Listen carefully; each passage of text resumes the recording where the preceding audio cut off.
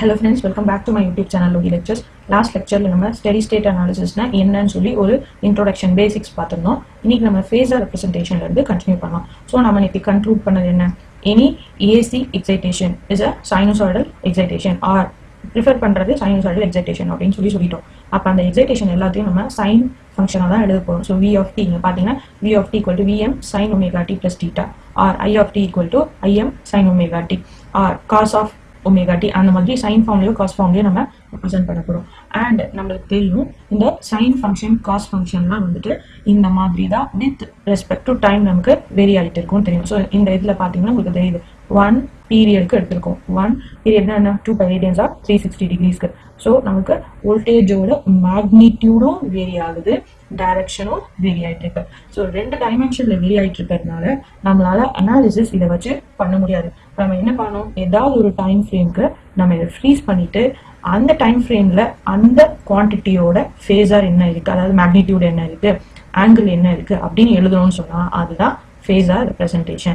சரியா? இப்போ இதை பார்த்தீங்கன்னா டைம் வெர்சஸ் ஆம்ப்ளிடியூட் அப்படின்னு போடும்போது நமக்கு இந்த மாதிரி ஃபிளாட்டா இருக்கக்கூடிய வேவ் ஃபார்ம். இதே நீங்க XY ஆக்சிஸ்ல பிளாட் பண்ணும்போது, அதாவது டைம் டைமென்ஷனை விட்டுட்டு XY அந்த டைமென்ஷன்ல இருக்கும்போது ஒரு சர்க்குலர் லோக்கஸ் நமக்கு கிடைக்குது. இப்போ பாத்தீங்கன்னா இந்த ரெட் கலர்ல மேலையும் கீழேயும் வேரி ஆகிட்டு இருக்கிறது வந்து மேக்னிடியூட் அண்ட் பிளாக் கலர்ல சுத்தி சுத்தி போயிட்டு இருக்கிறது வந்து ஆங்கிள். சரியா? இப்போ ஏதாவது ஒரு டைம் ஃப்ரேம்ல நம்ம இதை ஃப்ரீஸ் பண்ணிட்டு அந்த குவான்டிட்டியா எடுக்கிறதுக்கு பேர் தான் phasor குவான்டிட்டி. ஸோ இங்க பாத்தீங்கன்னா சம் ஆங்கிள் தீட்டா, இந்த ஆங்கிள் வச்சுக்கலாம். At some angle theta v is equal to vm angle theta. So இங்க vmன்றது மேக்னிடியூட், தீட்டான்றது ஆங்கிள். நம்ம வேற எதை பத்தியும் நம்ம இதுல என்ன டைம் இதெல்லாம் நம்ம இங்க கவலைப்படல. சரியா? ஸோ phasor ரெப்ரசன்டேஷன்ல நமக்கு டைமே தேவைப்படல. வேற இங்க பாருங்க, இங்க எழுதும்போது ஃபங்க்ஷன் ஆஃப் டைம் அப்படின்னு தான் எழுதிருக்கோம். சரியா? So any sinusoidal wave form can be represented as a phasor like this. அப்போ ஒரு ரெஃபரன்ஸ் எடுத்துக்கிறோம். ஸோ நம்ம எக்ஸ் ஆக்சிஸை ரெஃபரன்ஸாக எடுத்துக்கிறோம். அந்த ஆக்சிஸ்ல இருந்து நம்மளோட ஃபேஸர் V வந்து எவ்வளோ ஆங்கிள் இருக்கு அண்ட் இதோட மேக்னிடியூட் என்ன இருக்குன்றது இந்த லென்த்தை பொறுத்து இருக்கு. சரியா? ஸோ இந்த மாதிரி ரெப்ரசென்ட் பண்றது தான் phasor ரெப்ரசன்டேஷன் சொல்றோம். ஸோ நமக்கு இந்த மாதிரி ஒரே ஒரு வேவ் ஃபார்ம் மட்டும் ரெப்ரசென்ட் பண்ண வேண்டிய அவசியம் ஏற்பட போகிறது கிடையாது. எப்படியும் ஒரு current wave form, voltage wave form இருக்கும், இல்லையா 2 வோல்டேஜ் வேவ் ஃபார்ம், இல்லையா 2 current wave form. Comparison of wave forms தான் நமக்கு மோஸ்ட்லி இருக்கும். அப்போ அப்படி கம்பேர் பண்ணோம்னா ஏதாவது கண்டிஷன்ஸ் நமக்கு இருக்கும் இல்லையா? ஸோ பார்த்தீங்கன்னா நம்ம கம்பேர் பண்ண போற 2 வேவ் ஃபார்ம்ஸுமே சைன் காஸா இருக்கணும். அப்புறம் அந்த 2 வேவ் ஃபார்முக்கும் சேம் ஃப்ரீக்வன்சி இருக்கணும். இது வந்து மஸ்ட். ஓகேவா? ஸோ 2 சைன் வேவா இருக்கணும், இல்லைன்னா 2 காஸ் வேவா இருக்கணும், இல்லைன்னா சைன் வேவ் காஸ் வேவா இருந்தா போதும். நம்ம ரெண்டுமே ஒண்ணுதான் சொல்லிட்டோம், அதையும் கம்பேர் பண்ணலாம். அண்ட் மோஸ்ட் இம்பார்ட்டன்ட் வந்து ஃப்ரீக்வன்சி சேமா இருந்தால் தான் நம்மளால கம்பேர் பண்ண முடியும். சரியா? ஸோ இங்க பாத்தீங்கன்னா இந்த டயக்ராம் பாருங்க, நம்ம 2 ஃபேஸர் எடுத்திருக்கோம், 2 வேவ் ஃபார்ம் எடுத்திருக்கோம். First wave form A, wave form B. Wave form A வந்து இந்த இடத்துல இருந்து தான் ஸ்டார்ட் ஆகுது, 0ல இருந்து தான் ஸ்டார்ட் ஆகிற மாதிரி எடுத்திருக்கோம். வேவ் ஃபார்ம் பி வந்துட்டு 0க்கு முன்னாடியே ஒரு 30 டிகிரி போயிடுச்சுன்னு எடுத்திருக்கோம். சரியா? So phasor with no phase difference with 30 degree phase lead அப்படின்னு சொல்றோம். அப்போ பாருங்க, இந்த வேவ் ஃபார்ம் ஃபேஸரா கன்வெர்ட் பண்ணும்போது இது வந்து 0 டிகிரி இந்த இடத்துல வருது. இந்த வேவ் ஃபார்ம் ஃபேஸரா கன்வெர்ட் பண்ணும்போது 30 டிகிரில நம்ம போடுறோம். சரியா? அண்ட் இது ரெண்டுத்தையும் நம்ம ஒரே கிராஃபிக்கல் இன்டர்ஃபேஸ்ல போட்டோம்னு சொன்னா அதோட ஃபேஸ் டிஃபரன்ஸ் நமக்கு கிடைக்கும். ஸோ ஃபேஸர் ஏ, ஃபேஸர் பி அப்படின்னு போடும்போது ஒரு 30 டிகிரி டிஃபரன்ஸ் இருக்கு இல்லையா? இதுதான் நம்ம வந்துட்டு face difference between the 2 quantities அப்படின்னு சொல்ல போறோம். இன்னொன்னு, இது வந்துட்டு ஃபேஸரும் வெக்டரும் சேம் கிடையாது. ஓகேவா? நம்ம கன்ஃபியூஸ் பண்ணிக்க கூடாது. ஃபேஸரும் வெக்டரும் சேம் கிடையாது.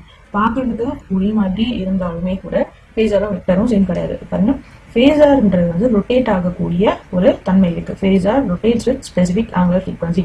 Vectors are stationary pointing towards a point on plane. Okay, இங்க நம்ம பார்க்க போகிறது வெக்டர் கிடையாது, ஃபேஸர் தான் நம்ம பார்க்க போறோம். ஸோ பாருங்க, கொஞ்சம் எக்ஸாம்பிள்ஸ் பார்க்கலாங்க. So example 1, v1 of t equal to vm sin omega t plus theta 1, v2 of t equal to vm sin omega t plus theta 2. So 2 different wave forms இருக்கு. கண்டிஷன்ஸ்லாம் satisfy ஆக பார்க்கணும். ரெண்டுமே sign வேவா இருக்கு, ரெண்டுமே same ஃப்ரீக்வன்சிலையும் இருக்கு. சரியா? Omega அப்படின்றது தான் ஃப்ரீக்வன்சி. என்ன இங்க மாறுது?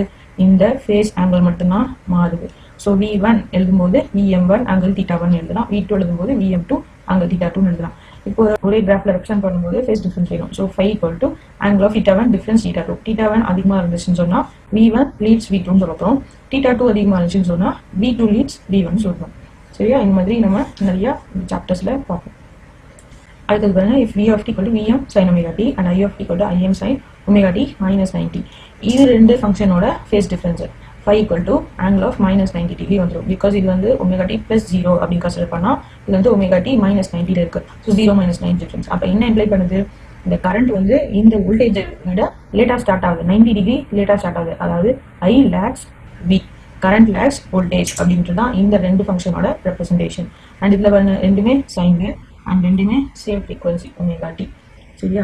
அடுத்த தேர்ட் எக்ஸாம்பிள் பாருங்க. V of t equal to Vm sin omega t and I of t equal to Im cos omega t. இங்கே செகண்ட் இதில் ரெண்டுமே சைன் கொடுத்துருந்தாங்க, இங்கே ஒன்று சைன் ஒன்று காஸ்னு கொடுத்துருக்காங்க. ஆனாலும் ப்ராப்ளம் கிடையாது, ஏன்னா காஸும் சைன் ஃபங்க்ஷன் தான். அதனால நம்ம காஸ் ஃபஸ்ட்டு சைனாக மாற்றுக்கிறோம். So cos theta can be written as sine of pi by 2 plus theta. அது நமக்கு தெரியும் இல்லையா? ஸோ இங்கே நம்ம Im cos omega t, Im sin omega t plus 90 டிகிரின்னு எழுதுவோம். இப்போ பாருங்க, இது வந்து omega t plus 0ன்னு அர்த்தம், இது omega t plus 90ன்னு அர்த்தம். என்ன ஆயிடுச்சு, ரெண்டுத்துக்கு இருக்கிற ஃபேஸ் டிஃபரன்ஸ் வந்து இப்போ plus 90 டிகிரி. அண்ட் இதில் பார்த்தீங்கன்னா I leads B அப்படின்னு கிடைக்கும். சரியா? இதெல்லாம் ஓகே. சப்போஸ் நமக்கு இந்த பர்டிகுலர் ப்ராப்ளம்ல இங்கே omega t plus theta 1 கொடுத்த மாதிரி V2ல வந்துட்டு இந்த இடத்துல 2 omega t கொடுத்துருக்காங்கன்னு வச்சுக்கலாம். ஓகே, இப்படி 2 omega t கொடுத்துருந்தாங்கன்னா இதில் நமக்கு கண்டிஷனே சாட்டிஸ்ஃபை ஆகாது. என்ன கண்டிஷன் சொன்னோம், ரெண்டுமே சைன் ஆஃப் கொசைனாக இருக்கணும், சேம் ஃப்ரீக்வன்சியாக இருக்குன்னு சொன்னோம். அந்த கண்டிஷனே இதில் சாட்டிஸ்ஃபை ஆகாது. அப்போ இந்த ரெண்டுத்தோட ஃபேஸாரை நம்மளால் ஃபைண்ட் அவுட் பண்ண முடியாது. இது வந்து இன்வேலிட் கம்பேரிசன். ஸோ உங்களுக்கு கொஷினில் இந்த மாதிரி கொடுத்தாங்க அப்படின்னு சொன்னால் ஆப்ஷனில் நன் ஆஃப் த அபவோ இல்லை இன்வேலிட்னு ஒரு ஆப்ஷன் கொடுத்துருப்பாங்க. அதுதான் நம்ம இதுக்கு ஆன்சராக சூஸ் பண்ணுவோம். சரியா? ஓகே, இப்போ நம்ம பேசிக் ஆர்எல்சி சர்க்யூட்ஸ்க்கு போவோம். ஸோ இது வந்துட்டு purely R circuit, L circuit, C circuit. அதில் எப்படி நம்ம வோல்டேஜ் அண்ட் கரண்ட்டை ரெப்ரசென்ட் பண்ணுறோம் அப்படின்னு பார்க்கலாம். ஸோ பியூர்லி ரெசிஸ்டிவ் சர்க்யூட்டாக இருந்துச்சு அப்படின்னு சொன்னால் கரண்ட்டும் வோல்டேஜும் இன் ஃபேஸில் இருக்கும். ஆல்ரெடி நமக்கு இதெல்லாம் தெரிஞ்சதுதான், ஜஸ்ட் ரிவைஸ் மட்டும் பண்ணிக்கலாம். ஸோ வோல்டேஜும் கரண்ட்டும் இன் ஃபேஸில் ரெப்ரசென்ட் பண்ணுவோம். பாருங்கள், 0 ஃபேஸில் இருக்குது. இப்படி கூட ரெப்ரசென்ட் பண்ணலாம், I. ஸோ ரெசிஸ்டரை பொறுத்த வரைக்கும் I is in phase with current அப்படின்னு சொல்லுவோம். and Z is equal to R. சரியா? அடுத்தது பியூர்லி இண்டக்டிவ் சர்க்யூட்டாக இருந்தால், பியூர்லி இண்டக்டிவ் சர்க்யூட்டாக இருந்தால் இண்டக்டிவ் சர்க்யூட்டில் V leads current or I lags வோல்டேஜ்னு வரணும். Z is equal to JXLனு வரும். ஸோ Vக்கும் Iக்கும் ஃபேஸ் டிஃப்ரென்ஸ் எடுக்கும்போது 90 டிகிரி கிடைக்கும். ஓகே, I வந்துட்டு மைனஸ் 90 டிகிரியில் இருக்கும்.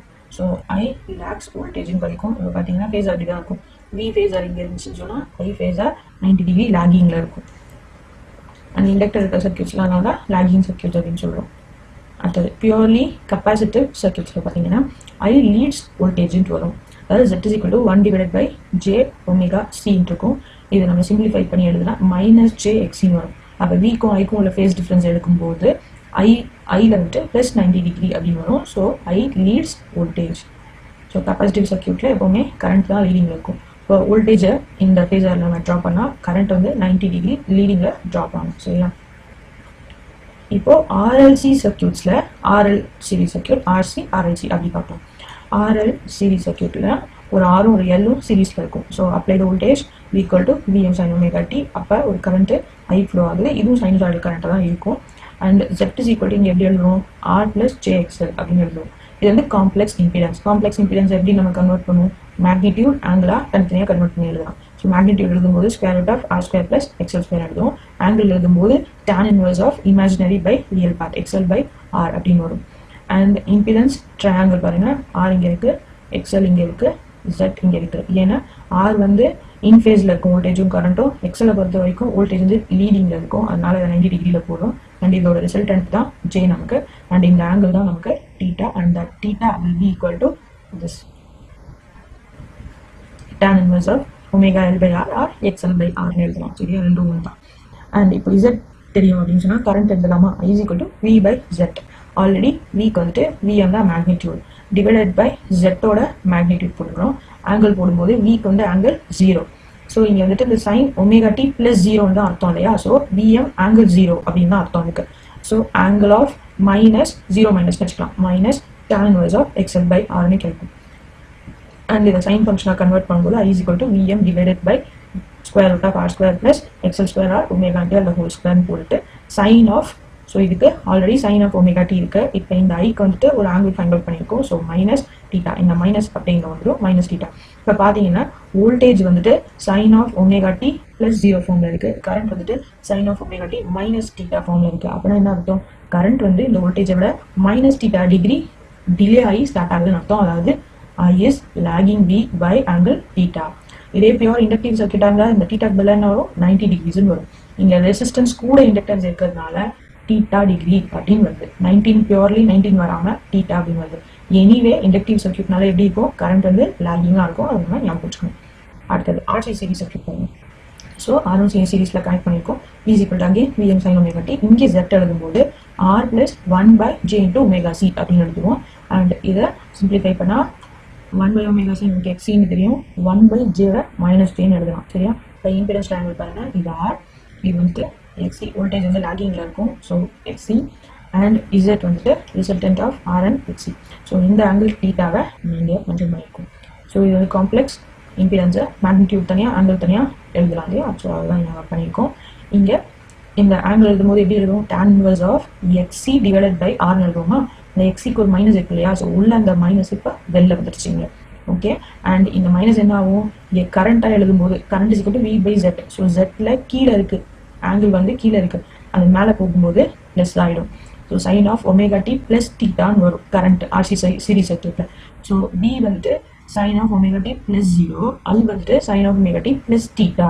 ஓகே, அப்போ என்ன அர்த்தம், I வந்து theta degree ahead of V இருக்குன்னு அர்த்தம். அப்போ அஹெட் என்ன சொல்லுவோம், I வந்துட்டு வோல்டேஜை லீட் பண்ணுது அப்படின்னு சொல்லுவோம் பை ஆங்கிள் தீட்டா. இதே பியூர்லி கெப்பாசிட்டன்ஸ் சர்க்யூட்டாக இருந்தால் I லீட் V பை 90 டிகிரின்னு வந்துக்கும். இங்கே R கூட இருக்கிறதுனால தீட்டா டிகிரி அப்படின்னு கிடைக்குது. சரியா? ஸோ நம்ம ஞாபகம் வச்சுக்க வேண்டியதெல்லாம் எப்படி வந்து மேக்னிடியூட் எழுதணும், எப்படி வந்து ஆங்கிள் எழுதணும், வோல்டேஜுக்கும் கரண்ட்டும் ஒரு சர்க்யூட்லேயும் என்ன ரிலேஷன்ஷிப், அதை ஞாபகம் வச்சுக்கணும்.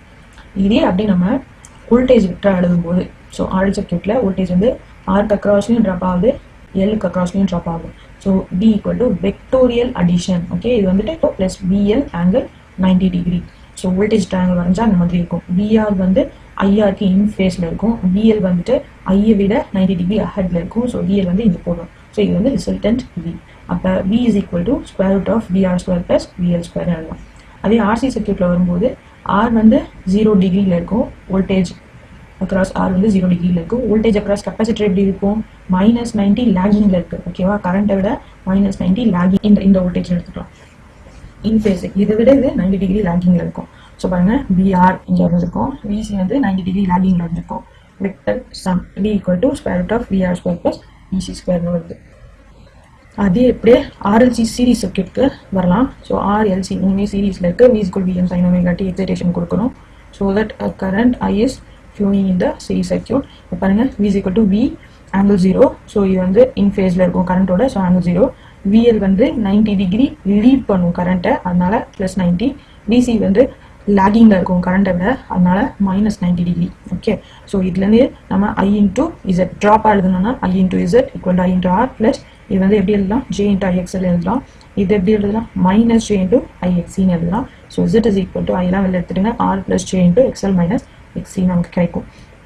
ஸோ இதில் XL ஜாஸ்தியாக இருந்தால் XL மைனஸ் XC, XC அதிகமாக இருந்தால் XC மைனஸ் XLனு கூட கிடைக்கும். ஸோ இதுலேருந்து இதுதான் காம்ப்ளெக்ஸ் இம்பிடன்ஸ்.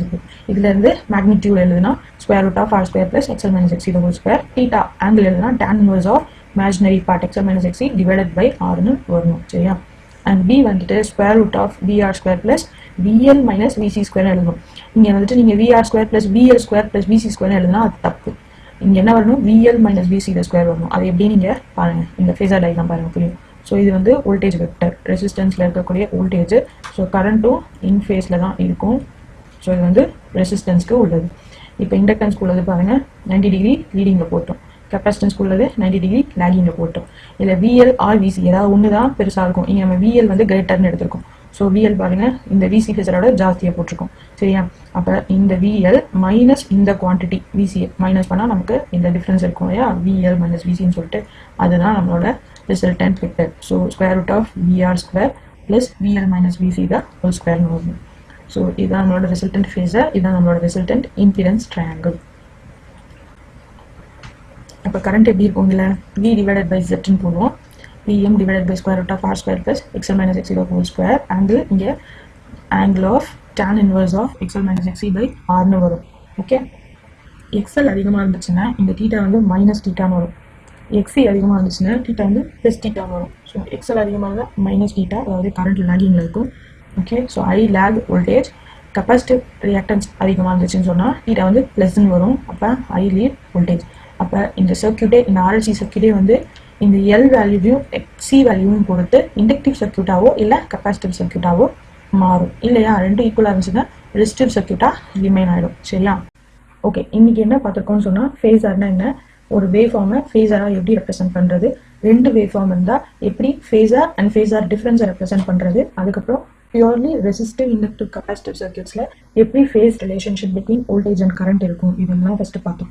அதுக்கப்புறம் 3 சீரீஸ் சர்க்கியூட் பார்த்துருக்கோம். RLC series, RC series, RLC series circuit. இந்த 3த்துலையுமே சீரீஸ் அப்படின்னு ஒரு வார்த்தை நம்ம யூஸ் பண்ணும்போதே கரண்ட் வந்து சேம் அப்படின்னு ஆயிடுச்சு. அதனால தான் எல்லா ஃபேஸர்லையும் கரண்ட்டை ரெஃபரன்ஸாக வச்சு நம்ம வோல்டேஜை ரெப்ரசென்ட் பண்ணியிருக்கோம். Like VR in phase with I அப்படின்னு சொன்னோம் எல்லா இடத்துலையும். அதே மாதிரி விஎல் வரும்போது லீடிங் கரண்ட் அப்படின்னு சொல்லிட்டோம், விசின்னு வரும்போது லேகிங் கரண்ட் அப்படின்னு சொல்லிட்டோம். ஸோ எல்லாத்துலேயுமே கரண்ட் வந்து காமன் ஃபேஸராக வச்சு பண்ணியிருக்கோம். அடுத்து நம்ம பார்க்க போகிறது பேரலல் சர்க்கியூட்.